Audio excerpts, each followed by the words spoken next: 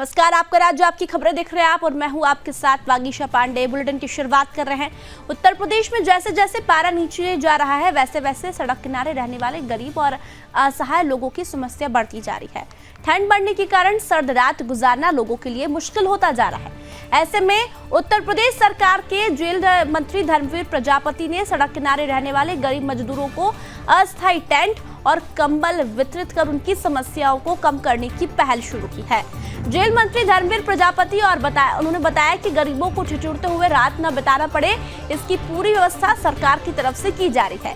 साथ ही व्यक्तिगत स्तर पर भी लोगों की मदद की जा रही है।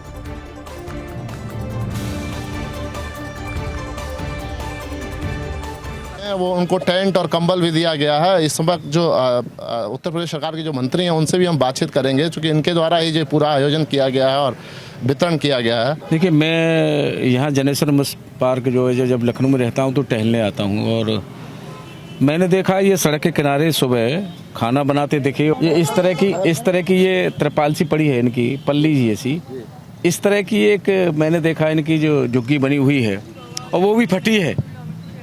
और मैंने लौटने में फिर उनके पास रुका। मैंने पूछा, भाई तुम कहाँ के हो, कैसे हो, इसमें तुम्हारी ठंड कैसे रुकती है?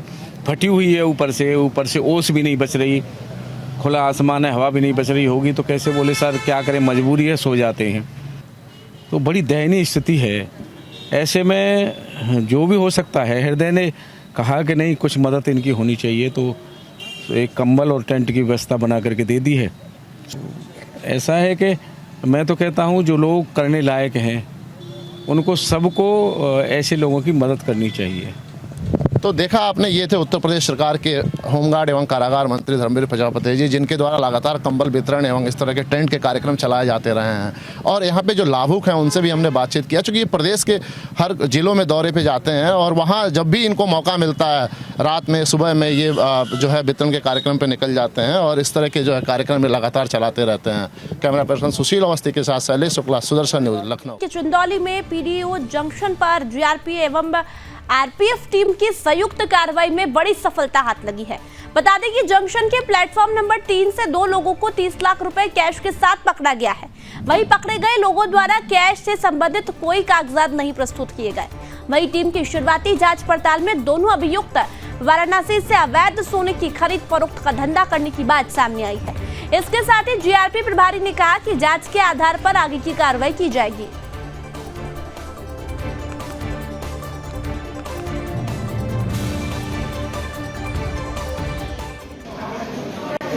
रेलवे में बढ़ते अपराध और तस्करी को रोकने के लिए रेलवे सुरक्षा बल और आज की रेलवे पुलिस के उच्च अधिकारियों ने एक टीम गठित की थी।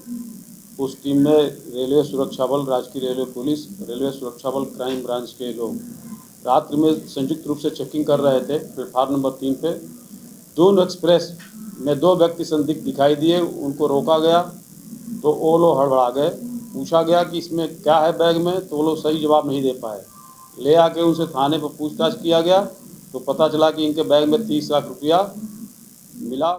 यूपी के सोनभद्र में उप जिलाधिकारी रमेश कुमार ने रॉबर्ट्सगंज में 6 धान क्रय केंद्रों का औचक निरीक्षण किया। वहीं सभी क्रय केंद्रों के संचालकों के साथ बैठक कर दिशा निर्देश दिए गए। निरीक्षण के दौरान उप जिलाधिकारी ने धान क्रय केंद्रों पर विक्रय के लिए लाए गए धान की गुणवत्ता को देखा। इसके साथ ही धान क्रय केंद्र पर मौजूद किसानों की धान की बोरियों का वजन करवाया गया। तो वजन कराने के दौरान धान की बोरियां फटी हुई स्थिति में पाई गई, जिस पर उप जिलाधिकारी ने निर्देश दिया है कि धान की बोरियां फटी हुई न पाई जाए। इस बात का विशेष ध्यान रखा जाए और धान क्रय केंद्र पर धान भंडार के रूप में न रखा जाए। मंडी में हमारे कुल 6 धान क्रय केंद्र संचालित हैं। तो सभी 6 केंद्रों के क्रय केंद्र प्रभारियों के साथ मेरी बैठक की गई है और इनकी द्वारा उपलब्ध बोरों की संख्या और उसके साथ ही साथ कुल खरीद, भुगतान की स्थिति और उठान की स्थिति के बारे में जानकारी प्राप्त की गई है। तो इसमें सभी केंद्र प्रभारियों की तरफ से अपने अपने जो इनके द्वारा खरीद की गई है कुल खरीद, भुगतान, बोरों की अवशेष संख्या। यूपी के मुरादाबाद में सिविल लाइंस थाना क्षेत्र में गुरुवार शाम सड़क हादसे में स्कूटी सवार एक महिला व 2 वर्षीय बेटी की दर्दनाक मौत हो गई। वहीं हादसे में घायल 11 वर्षीय बच्ची का उपचार अस्पताल में चल रहा है। इस सड़क हादसे में दर्दनाक मौत से परिजनों में कोहराम मच गया। वहीं मौजूद स्थानीय मददगारों ने बताया कि दुर्घटना के बाद ट्रक के टायर के नीचे महिला और बच्चा दबे पड़े थे और घायल महिला को वे अस्पताल ले गए। इस घटना पर सिविल लाइंस थाना प्रभारी गजेंद्र सिंह ने बताया कि आरोपी वाहन को पुलिस ने कब्जे में ले लिया है और साथ ही एक ही परिवार के 2 सदस्यों की मृत्यु से मोर्चरी हाउस पर मातम का माहौल है। फिलहाल पुलिस मामले की जांच में जुटी हुई है।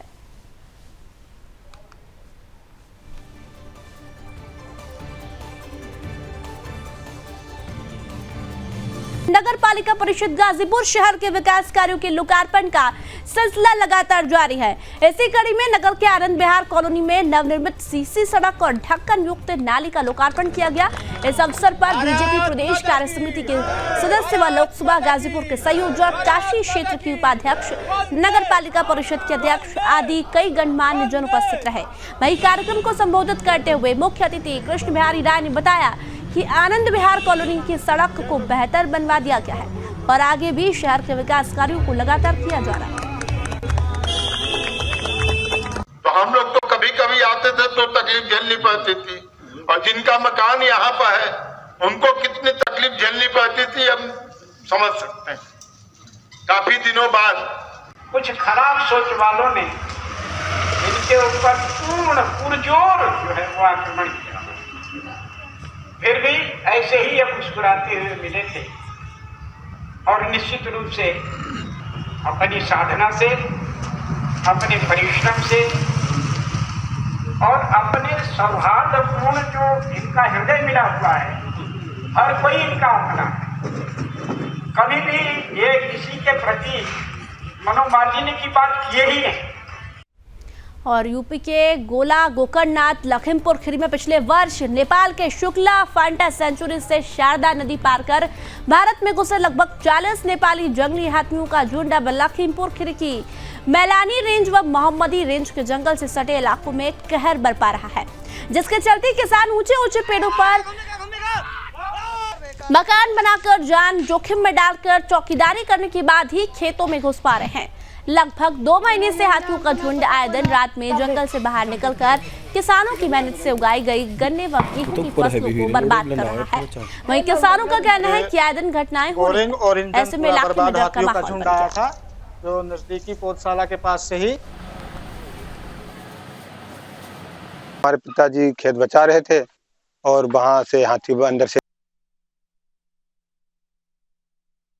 हमारे पिताजी खेत बचा रहे थे और वहां से हाथी अंदर से निकले और वो बैठे थे और उन्होंने देखने पे हाथियों ने पीछे से वार कर दिया।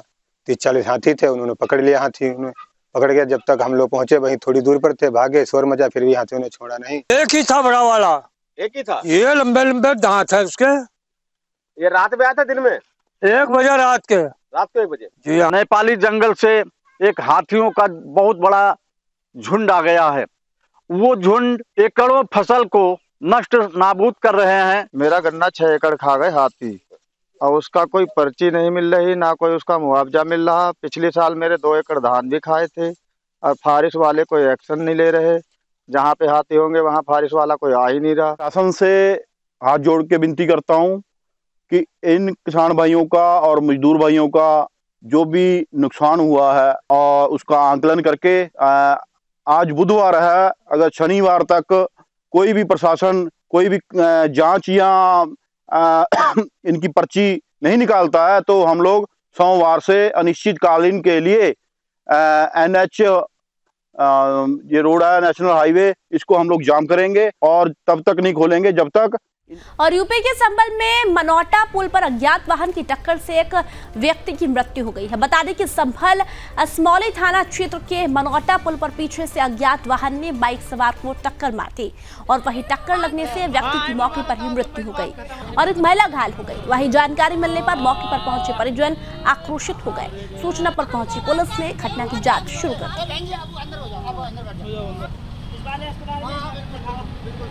कौन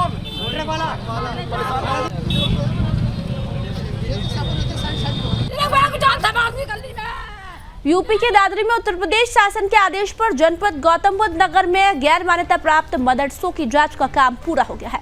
बता दें कि 30 अगस्त 2022 को शासन आदेश जारी हुआ था, जिसको लेकर जांच शुरू कर दी गई। तो वहीं जिला अल्पसंख्यक कल्याण अधिकारी अतुल कुमार सोनी ने बताया कि दादरी तहसील में 19, नोएडा सदर तहसील में 4 और जेवर तहसील में 4 मदरसे गैर मान्यता प्राप्त पाए गए हैं। इस प्रकार कुल 27 मदरसे जनपद गौतम बुद्ध नगर में ऐसे संचालित हो रहे हैं जो कि उत्तर प्रदेश सरकार द्वारा मान्यता प्राप्त नहीं है।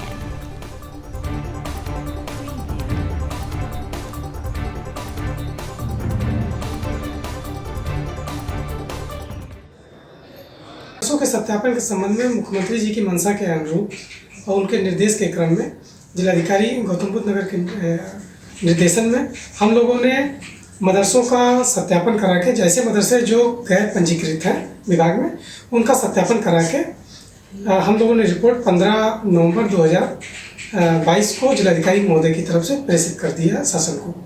इसमें 4 मदरसे तहसील सदर में और तहसील जेवर में संचालित पाए गए और 19 मदरसे दादरी तहसील। यूपी के फिरोजाबाद के थाना रामगढ़ क्षेत्र के यूपीएस आईडीसी एरिया में हिस्ट्री शीटर बदमाश सत्येंद्र उर्फ छोटू को चोरी के ट्रैक्टर व वैध असलहा सहित पुलिस मुठभेड़ के दौरान गिरफ्तार कर लिया गया, जहां अभियुक्त के विरुद्ध चोरी व हत्या सहित 16 मुकदमे पहले से ही दर्ज बताए जा रहे हैं। गिरफ्तारी एवं बरामदगी के आधार पर थाना रामगढ़ पर अभियोग पंजीकृत कर अग्रिम विधिक कार्रवाई की जा रही है।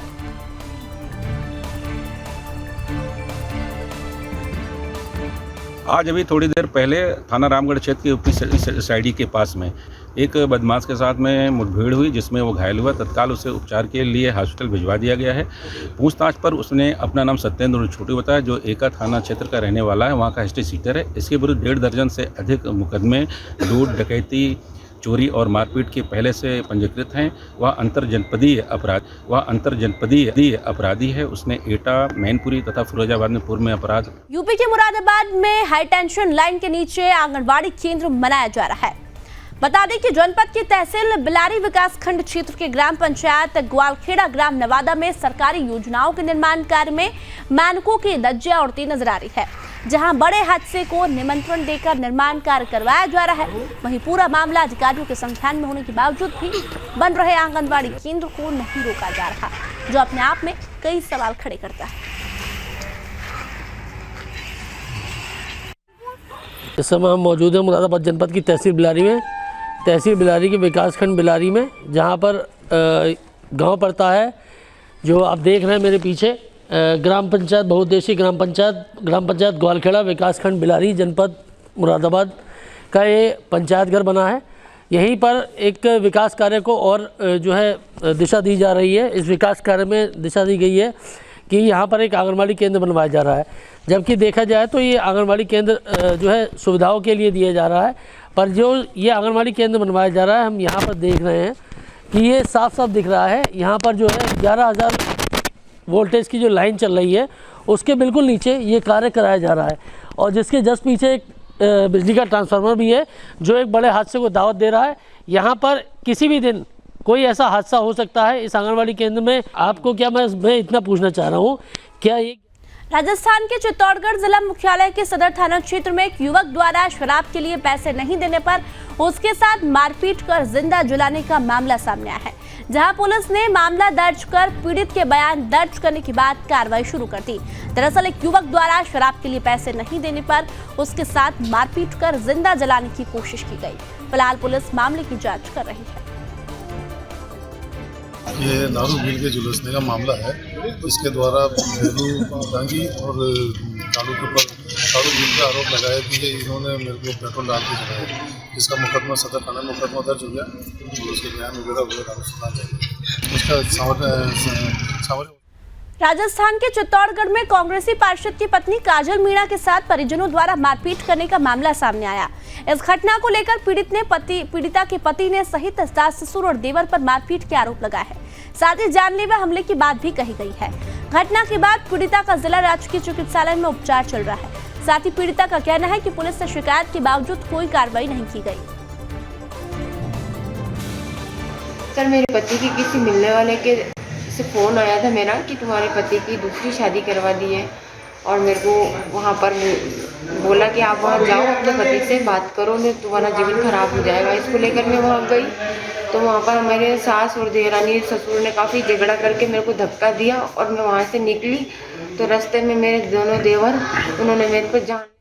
मध्य प्रदेश के नरसिंहपुर के साईखेड़ा थाना क्षेत्र के अंतर्गत पुलिस की कार्रवाई का अजीबोगरीब मामला सामने आया है, जहां करेली के साईखेड़ा में बेवजह प्रार्थी को झूठे प्रकरण में फंसाने की धमकी देकर सारे परिवार को नोटिस देने की घटना सामने आई है। बता दें कि साईखेड़ा निवासी कविता नाथ अपने पति हेमंत नाथ से परेशान होकर पुलिस से न्याय की आस में पहुंची है, तो वहीं थाना प्रभारी द्वारा झूठे प्रकरण में फंसाने की धमकी दी जा रही है। इतना ही नहीं, अभद्रतापूर्ण रवैया करते हुए अपशब्दों का प्रयोग भी किया गया। वहीं अब देखना ये होगा कि स्थानीय प्रशासन इस मामले पर आगे आकर क्या कार्रवाई करता है। मेरे पति को जब से मैंने सीएम हेल्पलाइन की है, पहले मेरे पति को बहुत परेशान किया पुलिस थाना प्रभारी साईखेड़ा गौरव नेवाजी ने। उसके बाद मैंने सीएम हेल्पलाइन की तो 15-20 दिन हो गए, मेरे पति घर पे भी नहीं रह रहा, फिर भी वो झूठे मामले पे बोल रहे हैं कि मैं तुम्हारे पति को उठा के ले जाऊंगा। मैं अकेले घर पर रहती हूँ, पुलिस वाले मुझे थाने ले गए, वहाँ जाके भी मुझे धमकाया, डराया और बोला कि तुम एजे शिकायत उठाओ।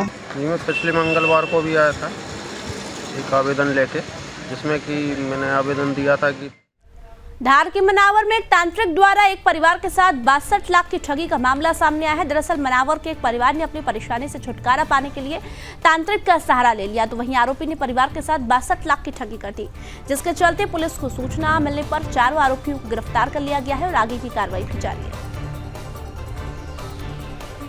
और धनी निकला यहाँ मेरे साथ 3-4 लोगों ने मिलकर गड़ाउधन निकालने के लिए और गड़ाउधन निकालने के लिए और पारिवारिक समस्या हल करने के लिए इन लोगों ने मुझे 62 लाख रुपये ठगी करी है। इन लोगों ने थाना मनावर में 4 आरोपियों को अरेस्ट किया गया है, जिन्होंने एक व्यक्ति दिनेश जैन नाम के व्यक्ति हैं, उनके साथ ठगी की। ये करीब 2 वर्ष से क्योंकि दिनेश जैन की वाइफ एक नारकोटिक्स के प्रकरण में जेल में है और उनका बेटा जो है फरार है, तो इन लोगों ने घर के स्टाफ के थ्रू संपर्क किया और इनको मिसगाइड किया। और आपका राज्य आपकी खबरों में फिलहाल इतना ही। आप देखते रहिए सुदर्शन न्यूज़। जय हिंद।